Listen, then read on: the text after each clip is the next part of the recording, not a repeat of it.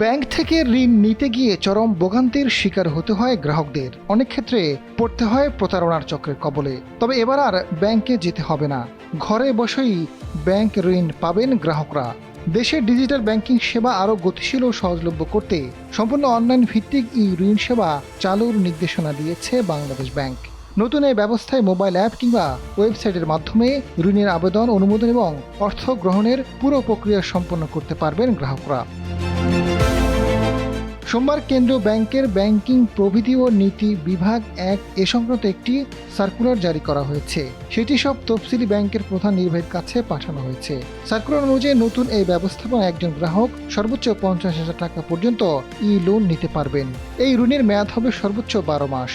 ঋণের ক্ষেত্রে ব্যাংক বাজার ভিত্তিক নির্ধারণ করবে, তবে পুনঃ অর্থায়ন সুবিধা গৃহীত হলে গ্রাহক পর্যায়ে সর্বোচ্চ সুদ হবে 9%। ঋণ বিতরণ, কিস্তি পরিশোধ ও অন্যান্য কার্যক্রম সম্পূর্ণ ডিজিটাল পদ্ধতিতে সম্পন্ন করতে হবে। বাংলাদেশ ব্যাংক জানিয়েছে, গ্রাহকদের আবেদন যাচাইয়ে ব্যাংকগুলোকে জাতীয় পরিচয়পত্র, বায়োমেট্রিক তথ্য এবং প্রয়োজনীয় ডিজিটাল যাচাইকরণ ব্যবস্থা ব্যবহার করবে। ঋণ অনুমোদনের আগে গ্রাহকের ঋণ তথ্য ব্যুরো প্রতিবেদনও পর্যালোচনা করতে হবে। খেলাপি ঋণ গ্রহীতারা এই সুযোগ সুবিধা পাবেন না।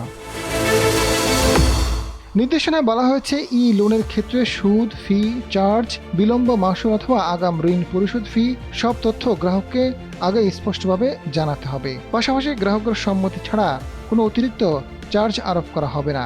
সাইবার নিরাপত্তা বিষয়েও বিশেষ গুরুত্ব দিয়েছে কেন্দ্রীয় ব্যাংক। ব্যাংকাররা বলছেন, নতুন এই উদ্যোগ বাস্তবায়িত হলে ক্ষুদ্র ও খুচরা ঋণ বিতরণ আরও সহজ হবে। বিশেষ করে তরুণ উদ্যোক্তা, ফ্রিল্যান্সার ও ডিজিটাল প্ল্যাটফর্ম নির্ভর গ্রাহকরা দ্রুত ঋণ সুবিধা পাবেন। একই সঙ্গে ব্যাংকিং সেবায় সময় ও খরচ কমবে এবং নগদ নির্ভরতা হ্রাস পাবে। আজাদ ফারুক, সময়ের আলো।